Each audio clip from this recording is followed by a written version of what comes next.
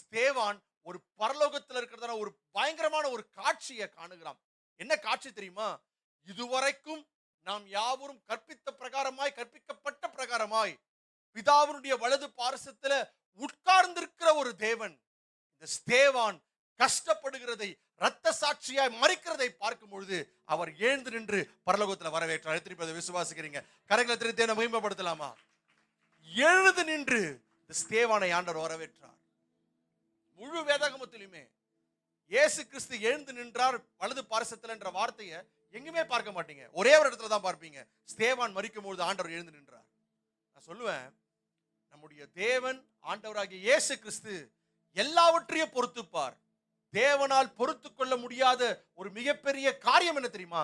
தன்னுடைய பிள்ளைகள் ஆண்டுடைய பிரசனத்துல போய், ஆண்டவரே இப்படிப்பட்ட ஒரு உபத்திரவத்துல போய் கொண்டிருக்கிறேன், இப்படிப்பட்ட ஒரு கஷ்டத்துல போய் கொண்டிருக்கிறேன், இப்படிப்பட்ட ஒரு வியாகுலத்துல போய் கொண்டிருக்கேன், எனக்கு உதவி செய்யுங்கன்னு சொல்லுகிற ஒரு மாத்திரத்துல தேவன் உனக்காக இறங்கி வந்து கிரியை செய்கிற ஒரு தேவனாய் காணப்படுகிறார். விசுவாசிக்கிற நல்ல கரங்களை தட்டு, எனக்காக உதவி செய்கிற ஒரு தேவன்.